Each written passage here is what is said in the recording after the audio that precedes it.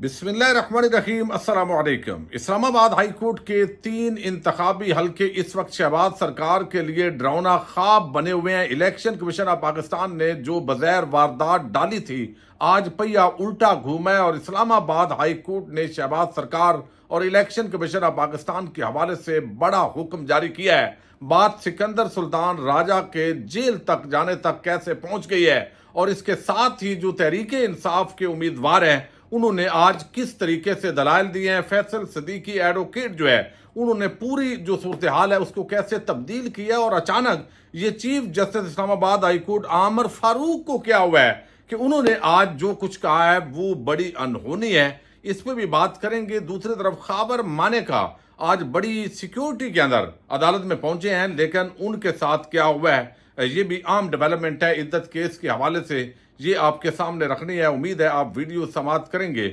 और अपने कीमती फीडबैक से जरूर आगाह करेंगे।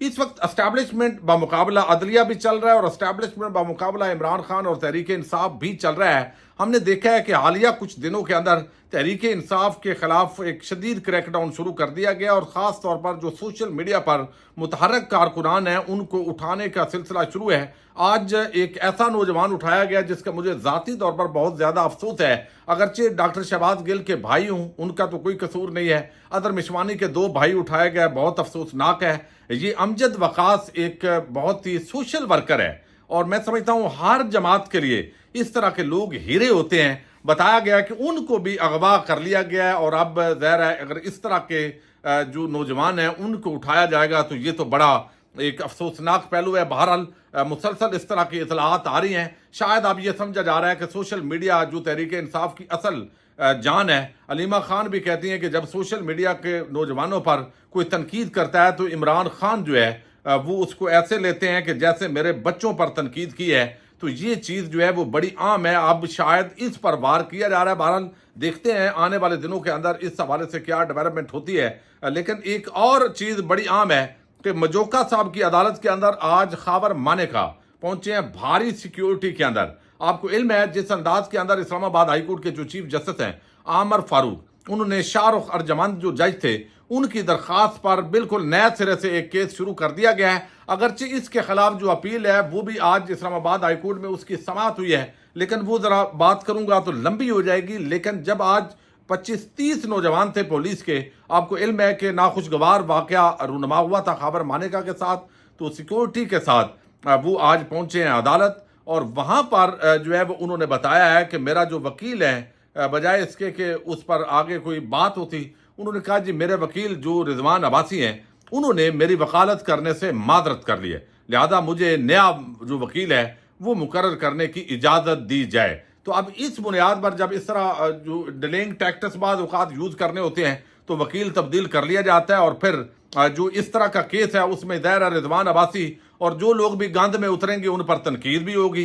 कल उन्होंने वकालत भी करनी है, अभी तो सरकार की नौकरी के अंदर है, तो ये चीज़ें साथ साथ चल रही होती हैं। तो अब उन्होंने माजरत की है और नया वकील मुकर्रर करने के लिए अब 13 तारीख जो है वो इस इद्दत केस के जो हवाले से वो डाल दी गई है और आगे ये ट्रायल जो है वो जिस अंदाज के अंदर भी शुरू होगा इस पर भी इस्लामाबाद हाई कोर्ट के अंदर जस्टिस मियां औरंगजेब ने बड़ी आम समाअत की है। लेकिन सबसे जो बड़ी खबर है जो हैरान कुन है जिस जो खिलाफ तवक्को है, यानी आप अंदाजा कर सकते हैं कि चीफ जस्टिस आमर फारूक वो ऐसा कर सकते हैं, यानी वो तो एक ऐसे लगता है गेम प्लान का हिस्सा है। लेकिन जब से इस्लामाबाद हाई कोर्ट के 6 जजेस ने खत लिखा है, आप देख लें पिछले 2 साल से आमर फारूक साहब का जो कंडक्ट है खास तौर पे 1.5 साल जब से वो चीफ जस्टिस बने हैं तो वो बड़ा वाज़ेह है। यानी जब भी किसी मामले को डिले करना हो और दूसरे को मौका देना हो, अब पहले आपने देखा कि इलेक्शन कमीशन ऑफ पाकिस्तान जो समाअत कर रहा था जस्टिस जहांगीरी के ट्रिब्यूनल के साथ, तो उसने डिले टैक्टिक्स यूज किए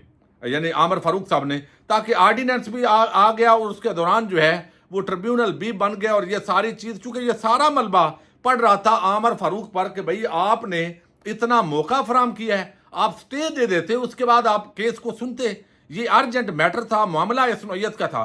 तो पहले भी जो इमरान खान या तहरीक इंसाफ की दरखास्तें आती हैं उनको लटका लटका के जब वो गैर मौसर हो जाती हैं, उनका फ़ायदा को नहीं होता, तो बिल आखिर वो कहते हैं जी वापस कर दें।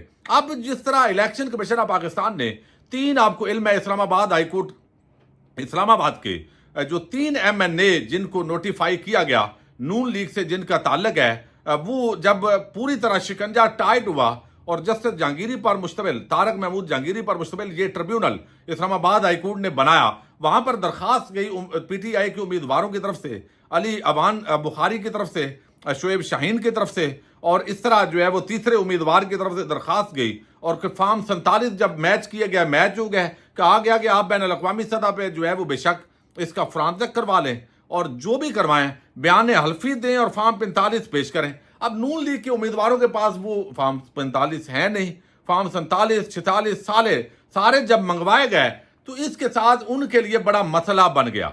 फिर जुर्माने शुरू हुए, उन्होंने कहा नहीं आइए जरा ये मामला खत्म करना है। तो नून लीग वाले कभी इधर कभी उधर, कभी इधर कभी उधर, चूंकि इलेक्शन कमीशन इसके अंदर बुनियादी तौर पे फरीक है और इल्जाम यह है कि इलेक्शन कमीशन की मिली भगत के साथ ये सारा खेल पाकिस्तानी कौम के खिलाफ खेला गया है। तो इस बुनियाद पर इलेक्शन कमीशन तो फरीक था। तो खास तौर पे एक सदारती आर्डिनेंस आया यूसुफ रजा गिलानी, उस पर खुद जो है ट्रिब्यूनल के अंदर केस है, तो वो सदारती आर्डिनेंस कैसे जारी कर सकता है गैर मौजूदगी के अंदर? वो तो कन्फ्लिक्ट ऑफ इंटरेस्ट आता है। ये सारे बड़े सवालात थे और आज ये सवालात इस्लामाबाद हाईकोर्ट के चीफ जस्टिस आमर फारूक के सामने रखे गए और उन्होंने खुद भी ये सवालात उठाए हैं। अब बहुत ये सवाल पैदा हो सकता है कि यार आमर फारूक ने ऐसा क्यों किया है भाई? या इसलिए कि बाकी सारे हाई कोर्ट के जो जजेज हैं वो आपको इल्म है कि जिस अंदाज में पहले उनको बेतौकीर किया गया, आमर फारूक उसका बाकायदा हिस्सा बने, फिर उन पर तनकीद हुई, फिर अलहदा इजलास हुआ, उसके अंदर वो उन्होंने अपना किबला दुरुस्त किया जजेस के हवाले से। अब ये जस्टिस जहांगीरी को हटा के इलेक्शन कमीशन की तरफ से जो खुद एक फरीक है, ये बड़ी इंसल्ट है। इसको बेइज्जती के तौर पर इस्लामाबाद हाईकोर्ट के जजेस ले रहे थे और ये ले सकते थे। तो इस पूरे मामले के अंदर ये आमर फारूक की जिम्मेदारी थी चीफ जस्टिस की हैसियत से कि जो पहले वो 2 साल से बलंडर मार रहे हैं, अब वो बलंडर नहीं करेंगे, वो बेतौकीर नहीं करेंगे जज को। तो बिल आखिर ये जो समात है ये बड़ी आम है। ये मैं जरा आपके सामने ना आज लाजमी रखूंगा ताकि आप देखिए कि सिकंदर सुल्तान राजा असूली तौर पर जो है वो आगे जाके जेल भी जा सकते हैं, लेकिन आपको इल्म है कि वो बड़े ताकतवर हैं।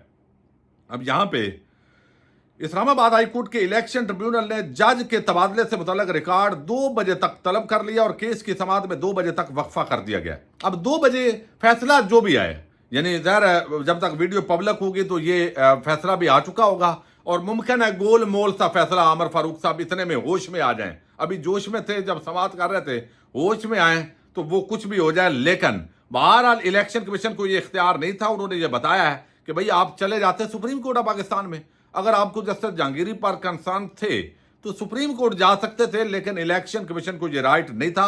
ये एक लफ्ज बड़ा आम है इस समाअत का।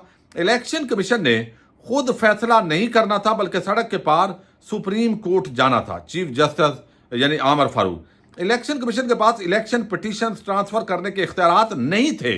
ये आम सवाल है कि ये इलेक्शन कमीशन के पास इख्तियार ही नहीं था जो उन्होंने इस्तेमाल किया। अगर तासब है जो इल्जाम लगाया गया कि जहांगीरी साहब जो है वो मुतासब हैं नून लीग के हवाले से, तो बताएं, वरना इलेक्शन कमीशन का फैसला दुरुस्त नहीं है। आप तासब साबित करें या फिर तौहीन अदालत की कार्रवाई का सामना करें, यानी तासब साबित करना पड़ेगा। ये नहीं है कि सिर्फ इल्जाम लगा दिया। किस बुनियाद पे तासब है भाई?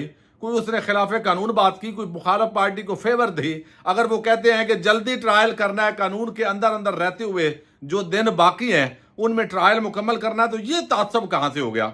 अच्छा, वो कहते हैं अब इस बुनियाद पर वो उन्होंने बताया कि तौहीन अदालत, और तौहीन अदालत ज़ाहिर 6 साल मामा इसकी सजा है, अगर होती है तो अल्टीमेटली जेल के अंदर भी जाने का इंदिया दिया है। अच्छा, या फिर तौहीन अदालत की कार्रवाई का सामना करें। जैसे तारक महमूद जहांगीरी इस अदालत के फादल जज हैं, इलेक्शन कमीशन आर्डर चैलेंज कर लेता, लेकिन ट्रांसफर कैसे किया है, क्यों किया है, ये आज उन्होंने सवाल उठाया।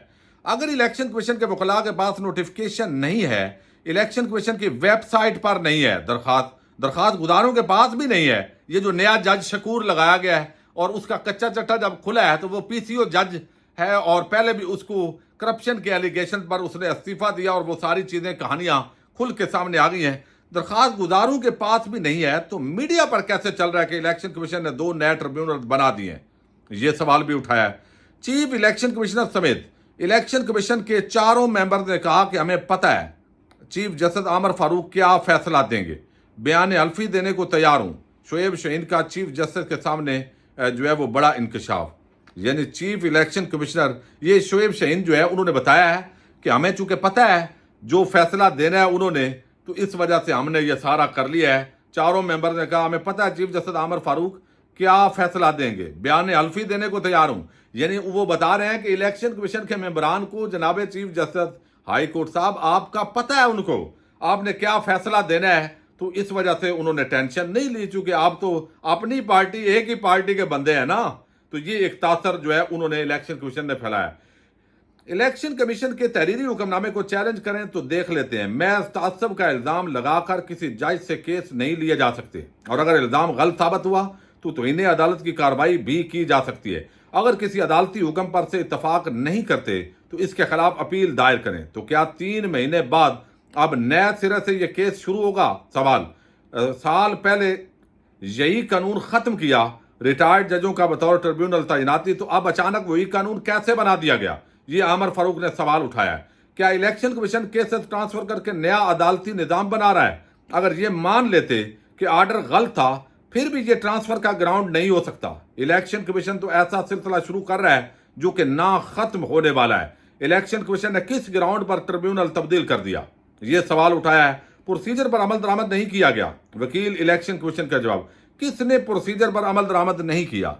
ٹریبیونل نے پروسیجر فالو نہیں کیا، یہ وکیل الیکشن کمیشن نے جواب دیا ہے۔ الیکشن کمیشن نے اسلام آباد ہائی کورٹ کا کوئی عزت اور احترام نہیں رکھا۔ چیف جسٹس عامر فاروق، اسلام آباد ہائی کورٹ نے الیکشن کمیشن کی جانب سے الیکشن ٹریبیونل سے کیسز ٹرانسفر کرنے کے فیصلے پر سوالات اٹھائے ہیں۔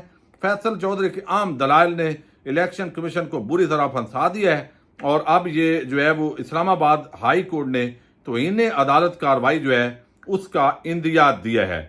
اچھا، اب یہاں پہ اگر الیکشن کمیشن کے وکلاء کے پاس نوٹیفیکیشن نہیں، یہ میں نے آپ کے سامنے رکھ دیا ہے، اور یہ بڑے عام سوالات اٹھائے گئے ہیں۔ مطیع اللہ جان نے بتایا کہ الیکشن کمیشن کے تحریری حکم نامے کو چیلنج کریں تو دیکھ لیتے ہیں، محض تعصب کا الزام لگا کر کسی بھی جج سے کیس نہیں لیے جا سکتے۔